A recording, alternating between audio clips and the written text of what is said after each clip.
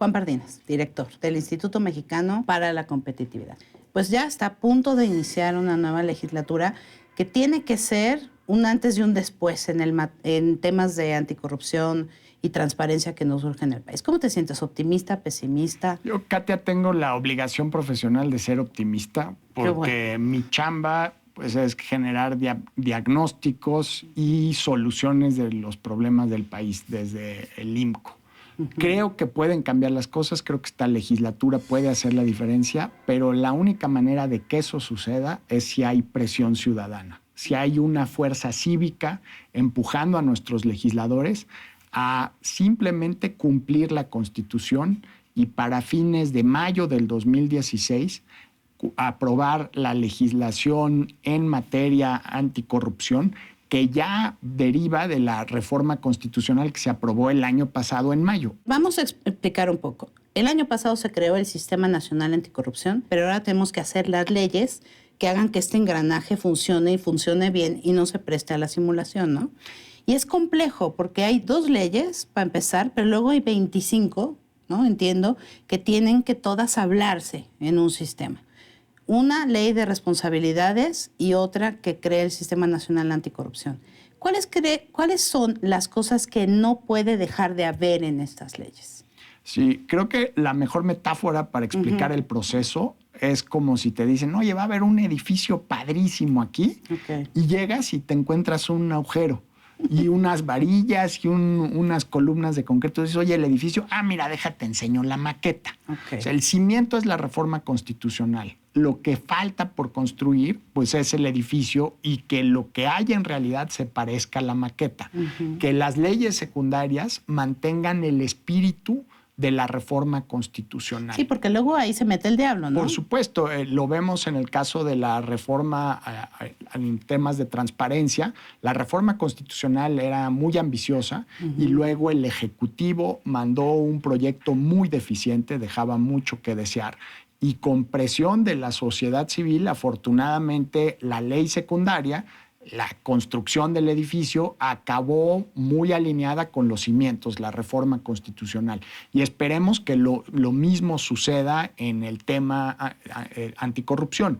Desde la perspectiva del IMCO, uno de los proyectos centrales que hemos venido empujando es el 3 de 3, que los funcionarios hagan pública su declaración patrimonial, su declaración de intereses y que comprueben que así como son buenos para gastarse los impuestos, que en buena medida es función de la autoridad, también contribuyan recaudándolos y que estén registrados ante Hacienda.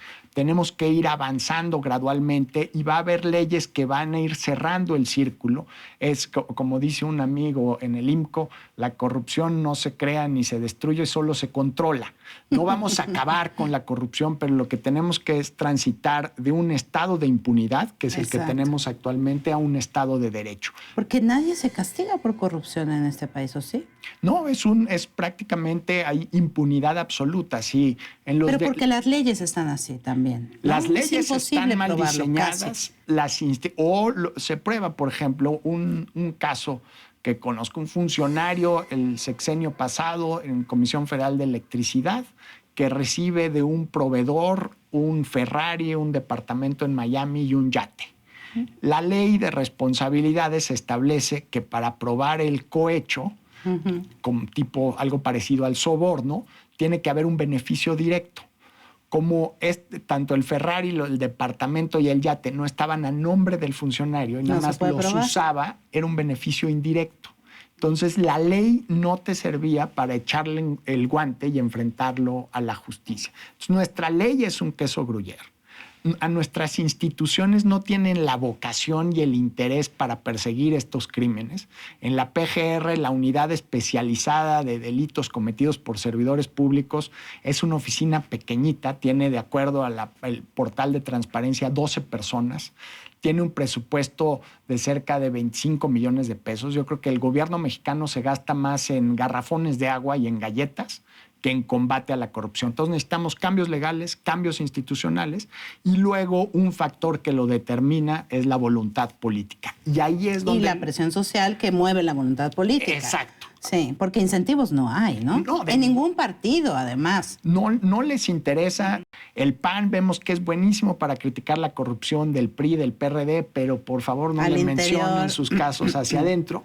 Y vemos el PRD que delegados a los cuales ahí sí les presentaron cargos, por ejemplo, Mauricio Toledo en la delegación Coyoacán en el trienio pasado, acabó de legislador de la Asamblea del Distrito Federal encargado del órgano de auditoría local. La iglesia en manos de Lutero. Totalmente, sí. A ver, hablemosle a la gente que nos está viendo, que a veces no le hablamos de manera muy clara sobre de qué manera les afectan estos temas. Tú lo has medido en el IMCO. 14% más o menos del gasto normal de una familia se va en corrupción. ¿Qué puede ser la gente que me está viendo para atacar este tema de la corrupción y para crear esta presión social para hacer que las cosas cambien en el país? Tenemos ciertas obligaciones como ciudadanos y algunas no las estamos cumpliendo plenamente. Muchas. A mí de esas señales de pesimismo sobre el futuro del país que me cuesta digerir como un hueso de aguacate es el caso del alcalde de San Blas, que durante la campaña electoral salió a decir que robó pero poquito. La Constitución protege el derecho de decir estupideces. O sea, la libertad de expresión te permite decir barbaridades de esas. Lo que sí me parece inexplicable y imperdonable es que nuestros compatriotas de San Blas hayan votado por este personaje. ¿Sabes que quiere ser gobernador, por cierto? Y dado el antecedente, pues ¿por qué no? O sea, es impresentable el señor y votamos por él.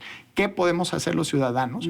Pues si nos molesta tanto la corrupción, uno salir a votar y luego ver por quién vamos a votar. Yo creo que hay gente honesta en la mayoría de los partidos políticos. Creo que sí puedes encontrar buenos y malos candidatos. Empezar a ver, cuáles sus posiciones, con quién han votado, a quién han apoyado, qué han tolerado. Y en la medida de que haya un rechazo social, me platicaban en un viaje que hice a Monterrey la semana pasada, que un exgobernador, no Rodrigo Medina, sino Natividad, que tiene toda la misma mala fama de Rodrigo Medina, con además el agravante de que él puso a Rodrigo Medina, en un restaurante le empezaron a gritar, en un restaurante en Monterrey, y que se tuvo que salir.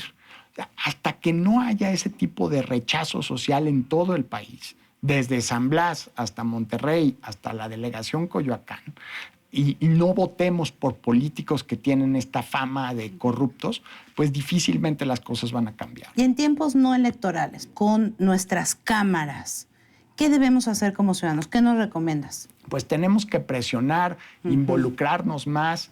A mí de repente me da mucha risa la sensibilidad de algunos políticos por Twitter. O sea, sí son, ¿eh? Ya tenemos a través de las redes sociales mucho más mecanismos de presión sobre cosas con las que no estamos de acuerdo. Creo que estamos subestimando las herramientas de organización, las herramientas que nos da la propia ley para participar dentro de la vida política del país de forma institucional. No me refiero a bloquear reforma. Creo que las propias leyes del Estado mexicano nos dan caminos para hacerlo. Un ejemplo muy contundente es el caso del amparo que pusimos hace un año, que se les daban exenciones fiscales a los estados y a los municipios, que se clavaban literalmente el impuesto sobre la renta de sus trabajadores, policías, enfermeros, doctoras, médicos. Los estados se quedaron con buena parte de ese ISR y lo que pedíamos en el amparo es, oye, pues que se les dé trato igualitario, que no haya contribuyentes de primera y contribuyentes de segunda. Perdimos ese amparo, pero ese amparo llegó a la Corte y la discusión pública, pues creo que fue abonando el camino para otros amparos como los de Mexicanos Primero. Sí hay manera de defendernos, pero lo que sí tenemos que hacer es empezar a darnos cuenta que ser ciudadano implica estar mucho más involucrado que ir a una urna a votar cada 3 y cada 6 años, que es fundamental, pero no es suficiente. Juan, pues muchísimas gracias. Estaremos al pendiente. Ustedes no se vayan, entren a nuestra página de internet. Hay mucho más de esta entrevista con Juan Pardinas y como siempre los esperamos en Facebook, Twitter, Pinterest e Instagram.